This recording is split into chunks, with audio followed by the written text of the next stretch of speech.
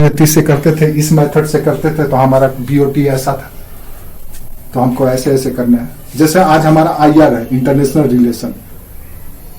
आज हम पड़ोसी देशों के साथ जब संबंध स्थापित करते हैं, मान लो हमारा चीन के साथ संबंध अच्छा नहीं है, रसिया के साथ अच्छा है, ब्रिटेन के साथ बैलेंस है, श्रीलंका के साथ संवेदनशील है, पाकिस्तान के साथ दूर दराज वाला रिश्ता है, सौतेले भाई वाला रिश्ता। ऐसा क्यों है? क्योंकि हमको इतिहास से वो सबक मिला है। इतिहास के दौरान जो घटना घटी है उसका उन सूचनाओं को हमने कलेक्ट करके रखा है और उससे सबक लेते रहते हैं, इसीलिए इतिहास पढ़ते हैं। हमको पता है कि हमारा जो पुष्यमित्र सुंग था उसकी विवाह नॉर्थ कोरिया के खानदान में जो किम जोंग उन है उसके वंशज के यहाँ हुआ था। तो चाह करके भी नॉर्थ कोरिया आपके खिलाफ कभी नहीं बोलेगा। आपको पता है कि राम का विवाह सीता से हुआ था जो नेपाल में जनकपुर की राजकुमारी थी। तो चाह करके भी नेपाल आपके साथ वो दुश्मनी, वो जो रियल दुश्मनी है, कभी नहीं कर सकता है। तो आपको इतिहास से सबक मिल गया है कि आपका रिश्ता उसके साथ कैसा है, कैसा था, और आप उसी से प्रेरित होकर के अपना भविष्य का निर्णय लेते हैं। तो इतिहास इसका मतलब यह है कि ये ऐसा कलेक्शन ऑफ इंफॉर्मेशन है जो आपका फ्यूचर क्रिएट करता है, फ्यूचर को दिशा देता है। इसलिए हम इतिहास पढ़ते हैं। हम बाबर को क्यों पढ़ते हैं, अकबर को क्यों पढ़ते हैं, अशोक को क्यों पढ़ते हैं? क्योंकि उन्होंने कुछ ऐसा इनिशिएटिव लिया, उन्होंने कुछ ऐसा डिसीजन लिया, उन्होंने कुछ ऐसा प्रयोग किया जो आज हमारे लिए प्रासंगिक है, रिलेवेंट है, इसीलिए हम पढ़ते हैं। है अगर वो यूजलेस होता तो हम नहीं पढ़ते। तो इसका मतलब ये है कि कहीं ना कहीं, ये देखो ये कभी आ रहा है, इसका मतलब यह है कि कहीं ना कहीं इतिहास हमको एक टॉर्च की तरह है, रास्ता दिखाता है, ऐसे करो वैसे करो। अब हम चाह के भी चीन के साथ खुल करके दोस्ती नहीं कर सकते हैं, क्योंकि एक बार करके देख चुके हैं। हिंदी चीनी भाई भाई बना के देख चुके हैं, पंचशील कर चुके हैं, लेकिन उसके बाद भी हमारे पीठ में छुरा घोंपा गया है। 62 हुआ था। तो अब हम उससे सतर्क रहते हैं। मिलते भी हैं तो गले नहीं मिलते हैं, हाथ मिलाते हैं। इतिहास से हमको सबक मिल गया है। तो इतिहास हमको सारा सूचना देता है, और जो भी इतिहास में पढ़ते हैं वो कहीं ना कहीं आज भी हमारे लिए एक नया दिशा देता है कि हमको कैसे चलना है। ठीक है, इसीलिए हर एक चीज का इतिहास होता है। इसका भी इतिहास है, इसका भी इतिहास है, माउस का भी इतिहास है, लैपटॉप का भी इतिहास है, सबका इतिहास है। सोचो आज कंप्यूटर इतना छोटा हो गया कि आप फोल्ड करके पॉकेट में रख सकते हो। क्या कंप्यूटर ऐसा था? पता चलेगा नहीं। एक रूम के बराबर कंप्यूटर था, एक कमरे में एक कंप्यूटर बनता था, सारे पार्ट्स इक्विपमेंट्स फिट होते थे और ऑपरेट किया जाता था। और उसी इतिहास, उसी तथ्य को, उसी सूचनाओं को, उसी फैक्ट को, उसी इंफॉर्मेशन को अपडेट करके, सुधार करके, रिफॉर्म करके फाइनली आज इस मुकाम पे कंप्यूटर पहुंचा है। एवोल्यूशन जो कंप्यूटर का हमको दिख रहा है, क्योंकि हमने उससे संबंधित सारे सूचना संग्रहित रखे, उसमें सुधार किए, अपडेट किए निरंतर, और उसके बाद जाकर के हम इस मुकाम पे पहुंचे। आने वाले समय में हो सकता है कि एक छोटा सा चिप मिल जाए आपको, वही आपका कंप्यूटर है। ऑन कीजिए, एयर में उसका स्क्रीन चमकने लगेगा, जैसे हॉलीवुड का पिक्चर में दिखाता है। कोई डिस्प्ले नहीं, बस स्विच ऑन कीजिए छोटा सा चिप में और डिस्प्ले वहीं पे चमकने लगा। अब उसी डिस्प्ले पे आप फंक्शन कीजिए जो करना है। टेक्नोलॉजी, तो टेक्नोलॉजी मानव का इतिहास से शुरू हुआ, पत्थर फोड़ने से, फिर चकमक पत्थर से आग लहकाने से, फिर पहिया बनाने से, फिर लोहे का खोज से, और आज हो गया है कि पता नहीं किस किस तरह के हम लोग मेटल यूज करने लगे हैं और तरह तरह के विज्ञान और प्रौद्योगिकी को प्रयोग में लाने लगे हैं। तो अगर वो उस सब को छोड़ देते, कल्पना कीजिए हम आग के आविष्कार किए, उसको भूल जाते हैं, तो आज हम आग के बिना एनर्जी पैदा कर पाते? क्या हमारा रॉकेट जाता, फायर कर पाते? क्या आज हम बैलिस्टिक मिसाइल बना पाते? क्या हम एंटी डिफेंस सिस्टम बना सकते थे? क्या हम स्पेस वार की कल्पना कर सकते थे अगर हम आग को उसी समय खत्म कर देते? क्या आज मानव वैरायटी ऑफ फूड खा सकता था? नहीं। तो इसका मतलब यह है कि वो इतिहास का जो ज्ञान था वो हमारे लिए आज भी रिलेवेंट है।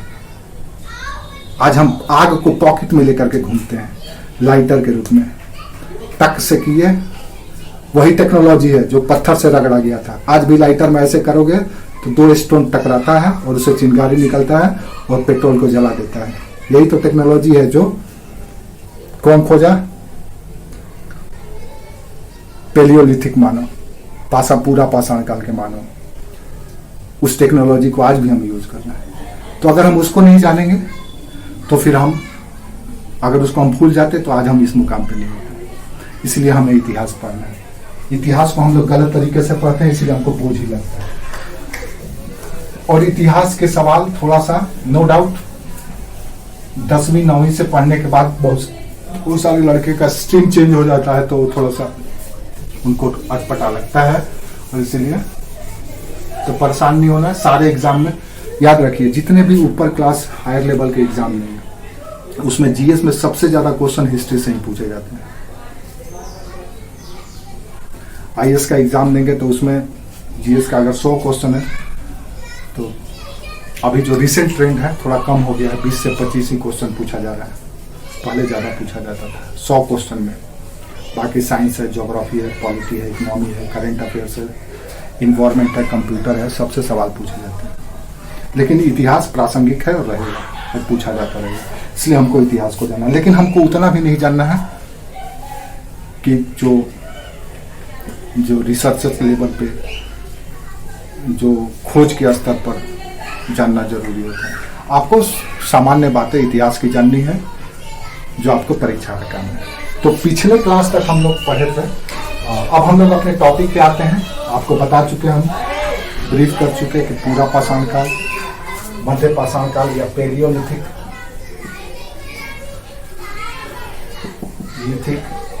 या पूरा पाषाण, फिर मध्य पाषाण जिसको मेसोलिथिक कहा जाता है, फिर नव पाषाण। ये टाइम है मानव विकास का।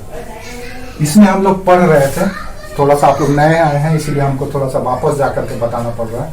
इसमें हम लोग 3 स्टेजेस बांटते थे। क्या क्या था? एक था, क्या था पहला? निम्न पूरा पाषाण, यही था ना। फिर था मध्य पूरा पाषाण, फिर था नव पाषाण, उच्च पूरा पाषाण, उच्च पूरा पाषाण। अब निम्न पूरा पाषाण काल के बारे में आप लोग पढ़ चुके हैं कि निम्न पूरा पाषाण में क्या खोजा गया था, मानव क्या करता था, और जो करता था मानव उसका एविडेंस कहाँ कहाँ से मिला है। आपको यही पढ़ना है। ये इस टाइम पीरियड में या पूरे इतिहास में आपको ओवरऑल बता देते हैं इतिहास में क्या पढ़ना है। इस टाइम पीरियड से लेकर के 2022 तक मानव या जो ह्यूमन कम्युनिटी है, मानव समुदाय है या ह्यूमन वर्ल्ड है, मानव जगत, वो क्या करता था, इस समय से लेकर के इस समय तक क्या करता था या क्या किया है,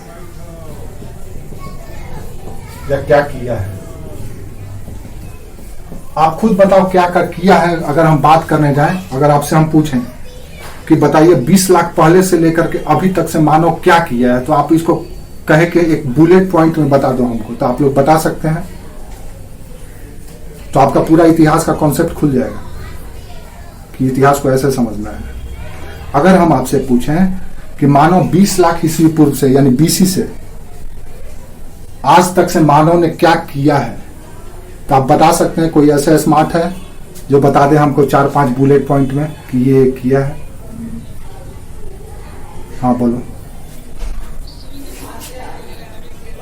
ठीक है,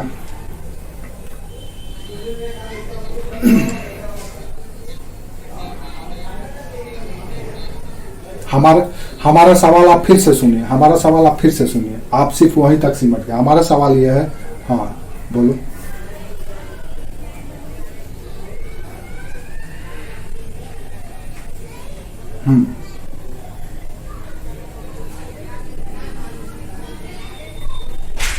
ठीक है, ये अच्छा जवाब था। और कोई बता सकता है?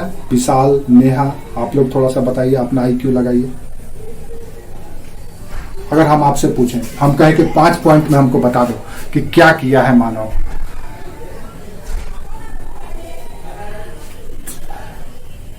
ठीक है, ये सब जो आप लोग ये जो जवाब है ना, ये स्कूल लेवल का जवाब है। ये जवाब स्कूल लेवल का जैसा लगता है कि 8वीं 9वीं में जो आपको टीचर जी पढ़ा दिए हैं आपने। हाँ तो ठीक है, वही जवाब है। बाकी विशाल है। हाँ विशाल बताओ। 5 बुलेट पॉइंट में इसको क्लासिफाई कर दो, 5 4 जो भी बुलेट पॉइंट है उसमें हमको क्लासिफाई कर दो कि मानव का इतिहास जो हम पढ़ रहे हैं, हिस्ट्री पढ़ रहे हैं।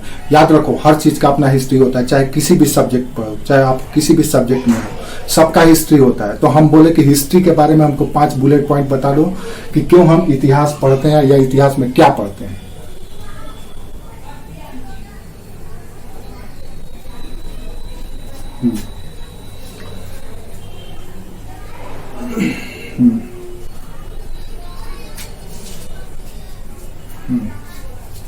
ठीक है,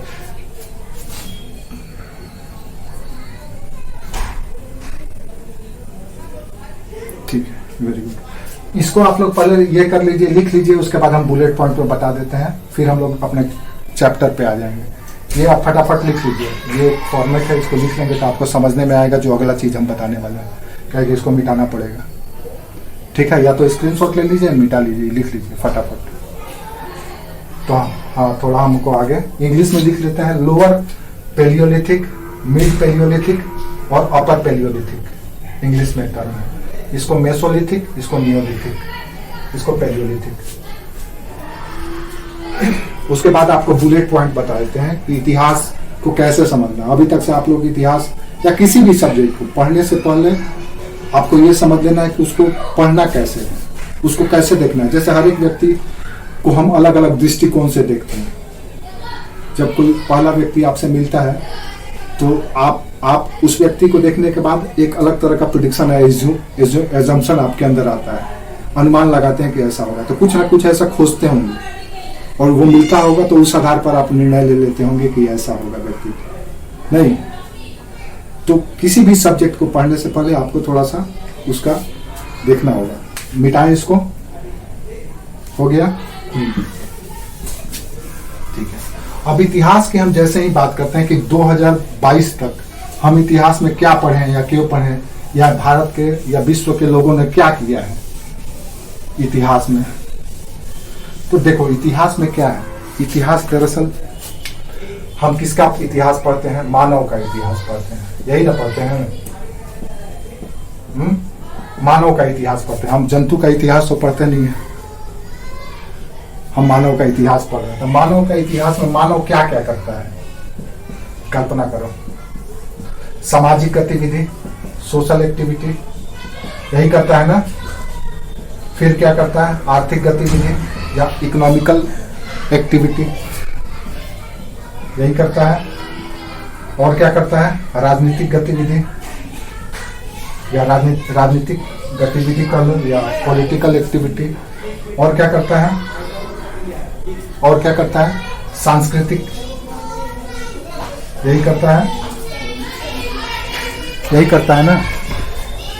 अब ये राजनीति, ये संस्कृति, ये आर्थिक, ये सामाजिक, यही चीज करता है मानव, और इसी का इतिहास हम पढ़ते हैं और इसी से सारा सब्जेक्ट निकलता है। कैसे निकलता है, क्या है? देखो, सांस्कृतिक गतिविधि कहने का मतलब यह है मानव के द्वारा किया गया विज्ञान और तकनीक, साइंस एंड टेक्नोलॉजी। सांस्कृतिक गतिविधि का मतलब है मानव का धर्म, साहित्य, दर्शन, संगीत, नृत्य, यानी कि कला, जिसको हम कला कह सकते हैं, आर्ट। ये सब के सब चीज आप निम्न पूरा पाषाण काल से लेकर के आज तक इतिहास के किताबों में यही सब चीज पढ़ेंगे। यानी कि मानव की सांस्कृतिक एक्टिविटी, कल्चरल एक्टिविटी या कल्चरल प्रैक्टिस क्या है, भवन निर्माण, वास्तुकला या स्थापत्य कला जिसको कहते हैं, आर्किटेक्चर, स्थापत्य कला। तो कला, साहित्य, विज्ञान, धर्म, दर्शन, ये सब के सब कल्चरल प्रैक्टिस है मानव का, जो मानव पूरा पाषाण काल से, पेलियोलिथिक से लेकर के आज तक से करते आ रहा है। कब तक? 2022 तक, और निरंतर करता रहेगा। इसी में से एक है विज्ञान, साइंस, जिसमें मानव आज साइंस का पता नहीं कितने डिपार्टमेंट बना लिया है अलग अलग। अब सिर्फ बायो साइंस, फिजिक्स और केमिस्ट्री नहीं रह गया, माइक्रोबायोलॉजी हो गया, जियो फिजिक्स हो गया, स्पेस साइंस, पता नहीं कितने वैरायटी ऑफ साइंस हो गया है। वही कल्चर का प्रैक्टिस है, ये सब कल्चरल पार्ट है। और इसीलिए इतिहास में भी विज्ञान और प्रौद्योगिकी से सवाल पूछे जाते हैं कि गुप्त काल में कौन सा टेक्नोलॉजी इन्वेंशन किया गया, मुगलों के समय में कौन सा नवीन तकनीक लाई गई, अंग्रेजों ने कौन सा टेक्नोलॉजी लाया। आप कल्पना करो, रेलवे पढ़ते हैं कि भारत में रेलवे आया, कब आया, क्यों आया, वो विज्ञान का चीज़ है, लेकिन इतिहास में पढ़ते हैं। उसके टेक्नोलॉजी नहीं पढ़ते हैं, तकनीक कैसे काम करता है वो नहीं पढ़ते हैं, कब आया, कैसे आया, क्यों आया, ये पढ़ते हैं। तो ये हिस्सा है। राजनीति की बात करें तो राजनीति की बात में अगर आप करें तो कबीलाई समाज से लेकर के आज ग्लोबल ग्राम तक, कबीलाई समाज से लेकर के, कबीलाई समाज से आया जनपद, फिर महाजनपद, फिर राज्य, फिर साम्राज्य, और फिर आया ग्लोबल ग्राम। आज आ गया है ग्लोबल ग्राम या ग्लोबल विलेज का कॉन्सेप्ट आ गया कि पूरा दुनिया ही एक गांव की तरह हो गया है। जब से ये सूचना संचार तकनीक आया है, इंटरनेट आया है, तब से ग्लोबल विलेज का कॉन्सेप्ट आ गया है। आप कहीं भी रहिए, कहीं से किसी से भी जुड़ जाइए। तो पॉलिटिक्स आज यहाँ हो गया, यानी कि ग्लोबल विलेज पे आ जा रहे हैं। आप अपने घर में बैठे हुए अगर कुछ काम कर रहे हैं तो उसका प्रभाव दुनिया पर भी पड़ सकता है। तो अगर दुनिया को नुकसान होने वाला है तो उससे पहले आपको छत विछत कर दिया जाएगा। पॉलिटिक्स इतना संवेदनशील हो गया है, जिसको हम लोग जियो पॉलिटिक्स कहते हैं। तो ये भी हम इतिहास में पढ़ते हैं। जब हम अधिकतर इतिहास के प्रति हमारी धारणा यह होती है कि इतिहास का मतलब है राज्य या राजा और महाराजा, यही हम इतिहास मानते हैं। राजा, महाराजा, सुल्तान, बादशाह, किंग, यही हम इतिहास समझते हैं कि इतिहास का मतलब यही। अभी तक से आप लोग यही इतिहास समझ रहे होंगे ना। हमको जहां तक लगता है कि आप लोग इतिहास का मतलब यही समझते हैं, राजा, महाराजा, सुल्तान, बादशाह, किंग, क्वीन, महारानी, बेगम, यही इतिहास। लेकिन इतिहास सिर्फ वो नहीं है, इतिहास ये सब है और सब हमको पढ़ना है। कैसे पढ़ना, हम लोग आगे चलते चलते पढ़ते चलेंगे। तो ये पॉलिटिकल एक्टिविटी है जो मानव कब से कर रहा है, जब कबीले में था तब से कर रहा, जब हंटिंग करता था, गैदरिंग करता था, जब शिकार करता था और उसको संग्रहित करता था। वही शिकार किए गए जीवों को रखने के लिए, उस पर अधिकार बनाए रखने के लिए कबीला बना कि हमारे कबीले के लोग हैं और हम इसको बचा करके रखेंगे अपने शिकार को, ताकि कोई दूसरा न ले। वहीं से पॉलिटिक्स शुरू हो गया। यानी कि रिसोर्सेज पे किसका कंट्रोल होगा, कौन अपने भविष्य के लिए, फ्यूचर के लिए अपने संसाधनों को रखे रहेगा बचा करके। आज भी उसी का वॉर है। आज भी जो वर्ल्ड कम्युनिटी लड़ता है, क्यों लड़ता है? इसी संसाधन पर नियंत्रण करने के लिए। यूक्रेन के ऊपर रसिया ने हमला कर दिया, क्यों कर दिया? उसी रिसोर्सेज पे कंट्रोल। इराक के ऊपर अमेरिका ने हमला किया, क्यों किया? तेल पे नियंत्रण करने के। तो ये संसाधनों पर नियंत्रण का लड़ाई है और वहीं से राजनीति शुरू हो गया। आज भी ये चल रहा है। अब इसी का एक हिस्सा है, इसी राजनीतिक सिस्टम को एग्जीक्यूट करने के लिए, ग्राउंड लेवल पे लाने के लिए, जमीनी स्तर पर लागू करने के लिए हमारे पास एक सिस्टम बना है जिसको हम लोग कहते हैं एडमिनिस्ट्रेटिव सिस्टम, यानी प्रशासनिक व्यवस्था। तो इसी पॉलिटिक्स का पार्ट है एडमिनिस्ट्रेटिव सिस्टम, यानी प्रशासनिक व्यवस्था। अब एक प्रशासनिक व्यवस्था पता चलेगा कि उस समय से शुरू है, पेलियोलिथिक पीरियड से, जब से मानव संसाधनों पर सरप्लस संसाधन या रिसोर्सेज को स्टोर करके रखने लगा। तो उसके लिए उसने एक सिस्टम बनाया जिसको एडमिनिस्ट्रेटिव सिस्टम कहते हैं। आज भी एडमिनिस्ट्रेटिव सिस्टम है। कहाँ से? तो भारत के एग्जीक्यूटिव या कार्यपालिका से शुरू होता है, जो सेक्रेटरी से लेकर के एक क्लर्क तक उसमें शामिल है। सेक्रेटरी है, डायरेक्टर है, सीईओ है, उसके बाद IAS ऑफिसर्स हैं, उसके पास PCS अधिकारी हैं, और उसके बाद उसमें शामिल और लोग हैं। तो ये प्रशासनिक सिस्टम आज भी चल रहा है, जिसको हम अलग चैप्टर, अलग सब्जेक्ट के रूप में पढ़ते हैं, political science and public administration, लेकिन वो भी इतिहास का हिस्सा है। आपको आधा पॉलिटिकल साइंस और आधा पब्लिक एडमिनिस्ट्रेशन इतिहास में ही पढ़ा दिया जाएगा। समझ में आ रहा है मेरी बात? तो इतिहास को अभी तक से आप क्या समझ रहे थे और है क्या इतिहास? फिर क्या देख रहे हैं? आर्थिक गतिविधि, इकोनॉमिक एक्टिविटीज। अब इकोनॉमिक एक्टिविटीज की जब बात कर रहे हैं तो मानव इस धरती पे जब से पैदा होता है तब से उसका इकोनॉमिक एक्टिविटी शुरू हो जाता है, क्योंकि उसको ऊर्जा चाहिए जीवित रहने के लिए, और ऊर्जा का लेन देन या ऊर्जा पाने का जो साधन है, जिसको हम खाद्य पदार्थ कहते हैं या खाद्य वस्तु कहते हैं, उसका लेन देन की वो सारे प्रैक्टिसेस आर्थिक गतिविधि कहलाती है। तो मानव जब उस समय भी जब जंगल में रहता था तो उस समय भी आर्थिक गतिविधि करता था, और आज भी कर रहा है। आज तो मानव अब ख्वाब भी बेचने लगा है, सपना भी बेचने लगा है, जीवन के साथ और जीवन के बाद की भी गारंटी लेने लगा है। आज इकोनॉमिक प्रैक्टिस इतना ब्रॉड हो गया है। इसका भी हम इतिहास पढ़ते हैं कि कैसे खेती शुरू हुआ, कैसे व्यापार शुरू हुआ, कैसे मिनरल्स और माइंस का उपयोग करके उसका बिक्री और खरीद शुरू किया गया, कैसे सर्विसेज शुरू हुए, कैसे सेवाओं का खरीद बिक्री शुरू हुआ।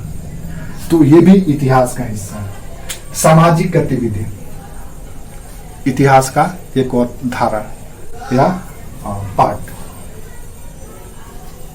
मानव एक सामाजिक प्राणी है, आपको पता ही है कि अकेला नहीं रह सकता है, या तो दानव रहता है या देव रहता है अकेला।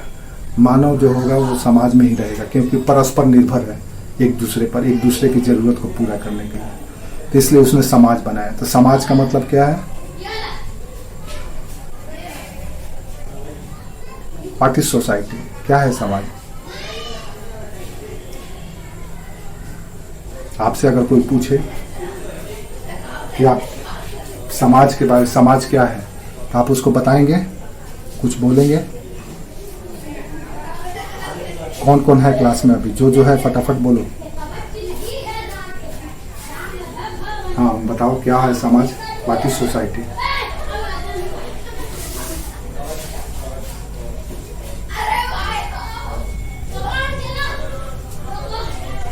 समाज क्या है? तापस, रमेश, जो है सभी लोग। हाँ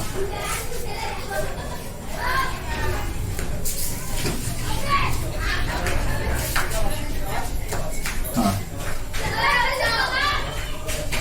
अच्छा आए।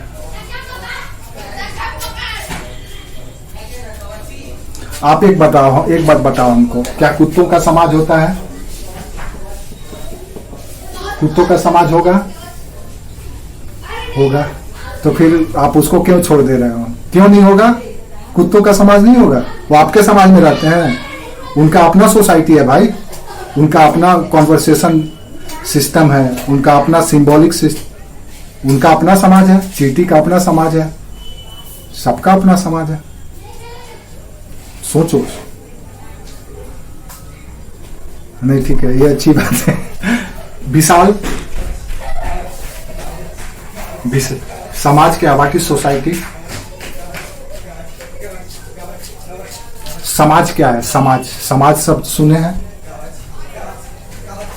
क्या है समाज?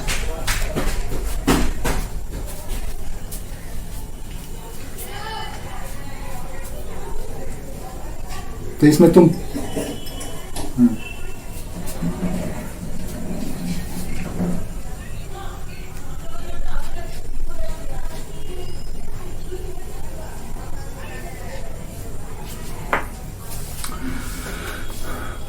आप लोग को समझ में आया? जो विशाल जवाब दिया, जो रिप्लाई किया विशाल, आप लोगों को समझ में आया समाज क्या है?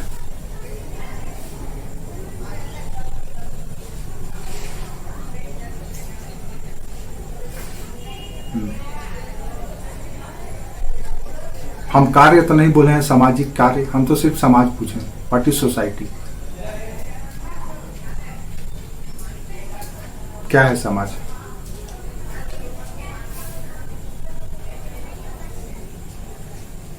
बताएंगे, ठीक है, कोई बात नहीं।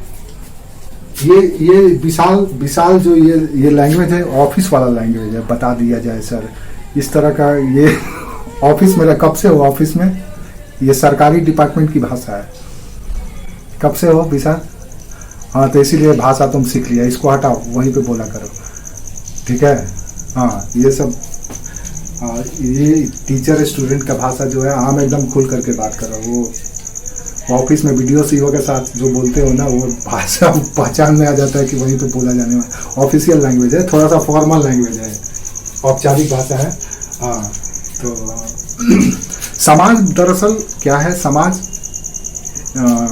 एक ऐसा ग्रुप ऑफ लिविंग वर्ल्ड है, या जीवों का जीवित संसार का एक ऐसा समूह है जो परस्पर एक दूसरे पर निर्भर है, वहीं पे समाज बनता है। यानी कि जो भी जीवित प्राणी है, इसमें कुत्ता भी हो सकता है, बिल्ली भी हो सकता है, मानव भी हो सकता है, कोई भी, जब ये जीवित प्राणी या लिविंग वर्ल्ड या लिविंग थिंग्स आप कह सकते हैं कि जो भी लिविंग थिंग्स है, वो जो परस्पर एक दूसरे पर जब निर्भर होते हैं तो उससे समाज बनता है। तो समाज के लिए इंटरडिपेंडेंसी जरूरी है, परस्पर निर्भरता जरूरी है, तभी समाज बनता है। तो समाज का जो क्रक्स है या समाज का जो फंडामेंटल नीड है वो ये है कि परस्पर डिपेंडेंसी होना चाहिए, एक दूसरे पर निर्भरता होना चाहिए। अगर ये नहीं होगा तो वो भीड़ हो जाएगा, अगर नहीं होगा तो भीड़ होगा, समूह होगा जो क्षणिक होगा। लेकिन जब ये पूरा एक दूसरे से निर्भर है, जैसे समाज मानो एक सामाजिक प्राणी है, क्यों? क्योंकि अपनी सारी जरूरतों के लिए वो परस्पर एक दूसरे पर निर्भर है, जन्म से लेकर के मृत्यु तक। भोजन के लिए दूसरे पर, वस्त्र के लिए दूसरे पर, आवास के लिए दूसरे पर, सब कुछ के लिए वो दूसरे पर निर्भर। इसीलिए वो एक दूसरे की जरूरत को पूरा करके अपना एक समूह बनाता है जिसको हम समाज कहते हैं। यानी परस्पर निर्भरता होना जरूरी है। अब हर एक जीव का अपना समाज होता है, क्योंकि वो अपनी जरूरत की पूर्ति अपनी ही कम्युनिटी से करता है, इसीलिए उसका अपना समाज होता है, ठीक है। तो इसका मतलब यह है कि जीवों की परस्पर निर्भरता समाज का मूल तत्व है और उसी से समाज का सृजन होता है। तो सामाजिक इतिहास जब हम पढ़ते हैं तो परिवार से शुरू करते हैं और पूरे राष्ट्रीय स्तर पर हम इसकी बात करते हैं। तो समाज का जब एलिमेंट की बात करेंगे तो कौन कौन हो सकता है समाज में एलिमेंट? तो मेल, फीमेल, स्त्री, पुरुष, बच्चा, वृद्ध, युवा, इस तरह से ये समाज के लोग हुए और इसका हम इतिहास पढ़ते हैं। तो कुल मिला जुला करके इतिहास की परिभाषा अगर कहा जाए या इतिहास में हम क्या पढ़ते हैं पैलियोलिथिक काल से लेकर के अभी तक, तो इन्हीं चीजों को पढ़ते हैं। यानी कि मानव के द्वारा किए जाने वाले वो समस्त सामाजिक, आर्थिक, राजनीतिक और सांस्कृतिक गतिविधियों का अध्ययन करते हैं जो अतीत से लेकर के वर्तमान तक निरंतर है। यही है इतिहास। क्लियर है? ये 5 बुलेट या 4 बुलेट पॉइंट है, इसी को जेहन में रखना है। ये सब के सब अपने आप में एक सब्जेक्ट है और इन सबों का समग्र संश्लेषण या समग्र अध्ययन इतिहास का अध्ययन कहलाता है। अब इतिहास अगर आपसे पूछे कि इतिहास क्या है, इतिहास में हम क्या पढ़ते हैं, तो इतिहास में हम यही पढ़ते हैं, चाहे वो 20 लाख वर्ष पहले से पढ़ रहे हो या 20 लाख वर्ष पहले की बात हो या अभी की बात हो, 2022 की बात हो, और हर एक क्षण इतिहास का हिस्सा बनते चले जाता है। 1 घंटा पहले की बात इतिहास की हिस्सा बन गई है। तो यानी कि इतिहास एक जीवंत दस्तावेज है, वो डेड सब्जेक्ट नहीं है, जो अभी तक से हमारे मन में यह था कि वो डेड सब्जेक्ट है, क्योंकि हमको उतना ही तक पढ़ने के लिए दिया जाता है, इसीलिए हम उसको डेड मान लेते हैं और हम उसी दृष्टिकोण से पढ़ते भी हैं, इसीलिए हमको डेड और बोझिल लगने लगता है। लेकिन है नहीं वो बोझिल, वो है वो भी लिविंग, क्योंकि हमको दायरा सिमट करके रख दिया जाता है, इसलिए हमको वो बोझिल लगने लगता है। देन इतिहास का डेफिनेशन आप जब भी करिएगा या जब भी सोचिएगा इतिहास के बारे में, तो यही समझिएगा कि मानव ने समाज कैसे बनाया, समाज में क्या क्या किया, कैसे कैसे परिवर्तन लाया, ये हमको अध्ययन करना है। फॉर एग्जाम्पल, अब हमने कहा कि समाज के ये एलिमेंट हैं, स्त्री, पुरुष, वृद्ध, बच्चे, युवा, जो भी है ये समाज है और समाज का हिस्सा। अब इसमें हम इतिहास में क्या हमको पढ़ने को मिलेगा, कल्पना करके बताओ हमको इतिहास में क्या क्या, इस समाज से पढ़ना होगा तो हमको क्या क्या पढ़ने के लिए मिलेगा। आपको वही सब इतिहास में पढ़ना है जो आप कल्पना करोगे, या आपके पास से जो जवाब आएगा वही इतिहास में पढ़ने को मिलेगा आपको। अलग अलग कालखंड में बांट दिया गया है कि इस समय ऐसे होता था, उसके बाद ये ऐसे होता था। फॉर एग्जाम्पल एक बता रहे हैं, इतिहास का एक सोशल प्रैक्टिस के बारे में बता रहे हैं।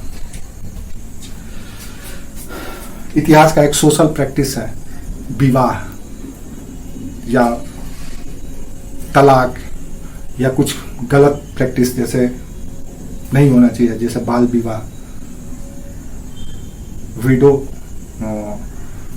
विधवाओं की जो स्थिति थी वो, ये सब समाज का हिस्सा है। या परिवार, अब इतिहास में पढ़ने जाएंगे तब पता चला यही सब हमको इतिहास में सोशल एक्टिविटी में पढ़ना है। आपका इतिहास का पन्ना पलट करके देखिए, आपको यही सब पढ़ाया जाता है और आप उसी को पढ़ते हैं कि भाई इतिहास में सवाल पूछा गया बाल विवाह कब होता था, या बाल विवाह कब तक हुआ, या कब इसको प्रतिबंधित प्रोहिबिटेड कर दिया गया। ये सवाल आपसे पूछा जाएगा। इसका मतलब यह है कि बाल विवाह होता था और यहाँ पे इसको अब बैन कर दिया गया। क्यों होता था, तो इसका मतलब उसका आंसर ढूंढना है तो सोशल एस्पेक्ट खोजना पड़ेगा। क्यों किया जाता था चाइल्ड मैरिज। विधवाओं की स्थिति दयनीय थी, क्यों थी भाई, तो इसको हमको इतिहास में खोजना पड़ेगा कि ऐसी ऐसी घटनाएं हुई थी, ऐसी ऐसी घटनाएं होती थी, इसीलिए विधवाओं की स्थिति ऐसी थी। बाद में उसको बैन कर दिया गया और उसका रीमैरिज शुरू किया गया। इतिहास का सामाजिक इशू यही है।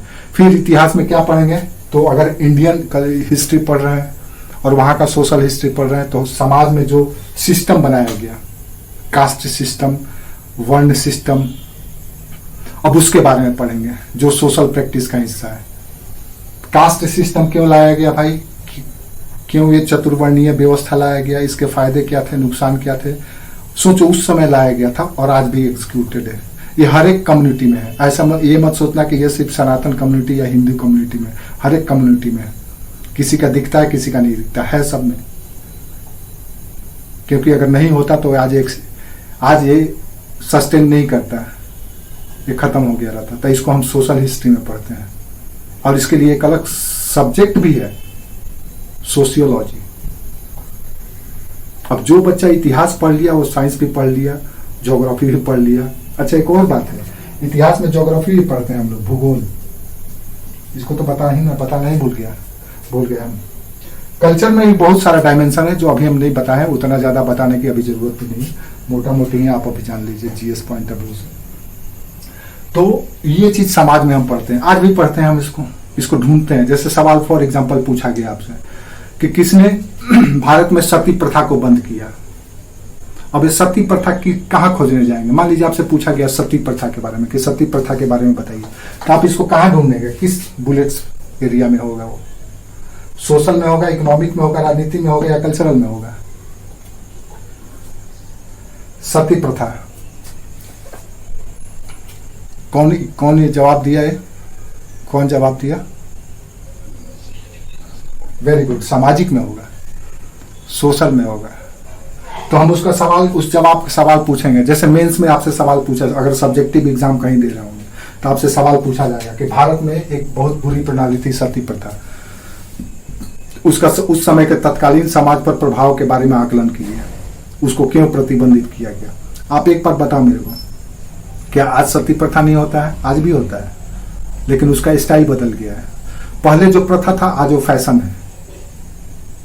पहले जो प्रथा था, जिसको हम लोग प्रथा कहते थे, हिंदी के लिए प्रथा शब्द है, वो थोड़ा सा मॉडिफाई होकर के वो फैशन बन गया। आज भी सभी प्रथा है। अभी कहेंगे सर ये बकवास कर रहे हैं आप, नहीं बकवास नहीं कर रहे, फैक्ट है लेकिन वो फैशन बन गया है।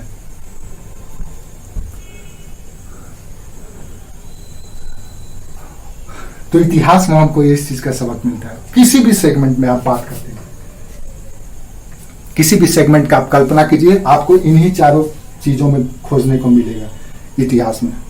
वही चीज का अध्ययन करना है, उसी के बारे में जानना है कि कब हुआ था और क्यों हुआ था, कहाँ हुआ था। इतिहास में इन्हीं तीनों सवालों को खोजा जाता है, कब, कहाँ, क्यों और कैसे। यही 3-4 सवाल को आपको ढूंढना है इतिहास में। आप आईएएस लेवल तक का मेंस का एग्जाम छोड़िए, पीटी का एग्जाम हटाइए, मेंस का एग्जाम से क्वेश्चन निकालिए आप। मेंस के एग्जाम की हम बात कर रहे हैं, करंट वारंट को छोड़ दो, करंट अफेयर्स को, तो जो भी उसका ट्रेडिशनल जीएस का सेक्शन है आप उठा के देखो कि हमेशा यही सब सवाल का दायरा है, यहीं से आपसे सवाल पूछे जाएंगे। कोई भी क्वेश्चन उठा के देखो और किसी दिन हमसे दिखाओ कि सर ये सवाल पूछा गया है, बताइए कहाँ पे है, इतिहास में इसका जवाब मिलेगा। याद रखो, आईएएस का जो एग्जाम देता है बच्चा, उसका आंसर का शुरुआत यहीं से होता है, इतिहास से ही होता है, चाहे वो किसी भी तरह का पेपर का एग्जाम दे रहा हो। पहले वो ब्रीफ करेगा ऐतिहासिक एस्पेक्ट से, हिस्टोरिकल एस्पेक्ट ही पहले मेंशन करेगा वो, उसके बाद ही कंटेम्प्रोरी, उसके बाद प्रेजेंट पे आएगा वो। यानी कि इतिहास की जड़ हर एक जगह मौजूद होगी आपकी, आपको समझना पड़े, और ये डायमेंशन आपको हर एक जगह मिलेगा। कोई भी सवाल खोजने जाएंगे, सोशल, इकोनॉमिकल, पॉलिटिकल, हर एक का जवाब आपको यहीं से खोजना पड़ेगा। वही चीज इतिहास में हम पढ़ते हैं। इतिहास का दायरा व्यापक है, कुल मिला जुला करके ये हमको समझ करके रख लेना है। और कोई भी सब्जेक्ट पढ़ने जाइए आप, किसी भी सब्जेक्ट के बारे में, तो आपका दिमाग कुछ ऐसे ही काम करना चाहिए, ओपन होना चाहिए। हम गणित की बात नहीं कर रहे हैं, वो टेक्निकल चीज हो गया, वो आप उस लेवल पे उसकी आकलन करना, उसका मूल्यांकन, गणितीय मूल्यांकन करना, वो तकनीक है, वो अलग टेक्नोलॉजी है। लेकिन बाकी जो सोशल इशू है, ह्यूमैनिटी का जो एरिया है, वो सब के सब यहीं से आपके जवाब मिलेंगे, इतिहास से ही, इतिहास की धारा से। समझ में आया? ये सब टर्म याद रखिएगा, सोशल, इकोनॉमिक, पॉलिटिकल, कल्चरल, ये टर्म अपने आप में पूरा एक संसार है, मानव संसार है। ये अपने आप में ये सब मानव संसार है, ह्यूमन वर्ल्ड है। मानव का सामाजिक संसार, मानव का आर्थिक संसार, मानव का राजनीतिक संसार और मानव का सांस्कृतिक संसार, जो उस समय से है जब से मानव मानव बना और आज अल्ट्रा मॉडर्न मानव बन गया है, आज भी है, ये हमेशा रहेगा, ये हमेशा रहेगा। और इसी का समाहित करके, इसी को देखते हुए हमको पूरा अध्ययन करना है। जब भी बात करेंगे, चाहे जिस कालखंड की बात करेंगे, अगर हम पेलियोलिथिक की बात करें तो पेलियोलिथिक में क्या पढ़ रहे हैं, क्या जान रहे हैं, यही सब चीज जान रहे हैं। कैसे? जैसे हमने पढ़ा पत्थर का प्रयोग करता था, तो इसका मतलब तकनीक, विज्ञान तकनीक की बात कर रहे हैं, यानी उसके सांस्कृतिक कल्चरल प्रैक्टिस की बात कर रहे हैं। हम कहे कि वो परिवार के साथ या समूह में रहता था, परिवार के साथ रहता था, तो समाज में, कबीला में रहने लगा तो वो पॉलिटिक्स में, शिकार करता था, उसका संग्रहण करता था तो वो आर्थिक गतिविधि में। हर एक कालखंड में यही पढ़ेंगे, चाहे वो पेलियोलिथिक की बात हो या फिर मुगल मौर्य की बात हो या फिर डेमोक्रेसी की बात हो। आज भी डेमोक्रेटिक जो सिस्टम है उसमें भी यही सब चीज हम देखते हैं, यही सब चीज का, क्योंकि यही, इसी के इर्द गिर्द मानव घूमता है। ये सब मानव का संसार है, इसके बगैर मानव नहीं रह सकता है। ये सब चीज हटा दिया जाए तो मानव फिर से जानवर बन जाएगा। ये सब चीज को हटा दीजिए तो मानव फिर जानवर बन गया। ये सब जब तक है तभी तक मानव मानव है। आज संस्कृति को हटा दिया जाए, कल्चर को हटा दिया जाए तो मानव डेड हो जाएगा। डेड करने का मतलब यह है कि उसके अंदर वो आकर्षण क्षमता नहीं रहेगा जो होना चाहिए। इतिहास में यही सब पढ़ते हैं, यानी इतिहास एक ऐसा सब्जेक्ट है, एक ऐसा दायरा है जिसको अगर हम और आप पढ़ लिए, समझ लिए, तो सारे सब्जेक्ट को आसानी से समझ सकते हैं। एक सोच विकसित करा देता है इतिहास। समझ में आया? अब हम पेलियोलिथिक में पेलियोलिथिक में मार पड़ रहे थे कि पत्थर, पेलियोलिथिक में मार पड़ रहा था, यहाँ खुदाई से पत्थर मिला, वहां, ये क्यों पढ़ रहे थे? उसकी गतिविधियों का अध्ययन कर रहे थे कि कैसे कैसे वो आगे बढ़ा और उसका हमको सबूत क्या मिला, यही पढ़ रहे थे। जब तक पाषाण काल या स्टोन एज पढ़ेंगे वही सब पढ़ेंगे। कब उसने बड़े बड़े पत्थर के हथियारों के जगह पे माइक्रोलिथिक यूज करने लगा, सूक्ष्म औजार बनाने लगा। आज सोचो, आज कल्पना करो, आज से 10 साल पहले या आज से 100 साल पहले वेपन जिस तरह के यूज किए जाते थे, क्या उस तरह के वेपन आज यूज किए जाते हैं? पता चलेगा नहीं। तो जब मानव जंगलों में रहता था पैलेलिथिक पीरियड में, तो उस समय बड़े बड़े हथियार बनाता था। एक पत्थर उठाता था, उसको फोड़ता था और वही उसका औजार बन जाता था। उसी से शिकार करता था, उसी से अपनी रक्षा करता था और अपनी कम्युनिटी की भी रक्षा करता था। फिर थोड़ा सा डेवलप हुआ तो छोटा सा हथियार, उससे कम साइज के, उससे कम आकार का हथियार बनाने लगा। उसके बाद जब नियोलिथिक एज में आया तो पत्थर को छोड़ करके मेटल भी यूज करने लगा और उसका भी इक्विपमेंट्स बनाने लगा और छोटे छोटे औजार, छोटे छोटे तीर धनुष बनाने, यानी कि मिसाइल टेक्नोलॉजी ले आया। जो आज हमारा मिसाइल है वो क्या है? प्रक्षेपास्त्र। प्रक्षेपास्त्र पहले तीर धनुष को ही कहा जाता था, मिसाइल को, जिसको आज हम लोग मिसाइल कहते हैं, उसको हिंदी में आज भी प्रक्षेपास्त्र नहीं कहा जाता है मिसाइल को। तो क्या है? वही तीर धनुष का अपग्रेडेड वर्जन है। अब देखो एक और कॉन्सेप्ट, बड़ी रोमांचक करने वाला कॉन्सेप्ट है। आप लोग देखे होंगे महाभारत रामायण में कि फलना ने ऐसे तीर चलाया और आग निकल गया, तीर से तीर टकराया। वो क्या है? वो सब के सब साइंटिफिक है भाई, आप आज भी कर सकते हो। यही तो है मिसाइल सिस्टम। तो उस समय जो लोग करते थे तो वो हमारे लिए बकवास है, लेकिन आज हम उसको देख रहे हैं तो ये प्रायोगिक है, वैज्ञानिक है। आज से 50 साल पहले किसी व्यक्ति को कहते कि मोबाइल में घर बैठे आप अपने परिवार के किसी सदस्य से बात कर सकते हैं, उसको पिक्चर देख सकते हैं, तो कल्पना कर सकता था? कहता नहीं, ये सब बकवास है, कोरी कागज है, कल्पना है। लेकिन आज सत्य है, क्योंकि हमारे पास एक्सपेरिमेंट है। तो विज्ञान हमको प्रायोगिक बना देता है, दिखा देता है। तो जो चीज हमको, धर्म क्या करता है कि धर्म सिर्फ और सिर्फ सिद्धांत देता है और विज्ञान उसको प्रयोग में, व्यवहार में बदल देता है।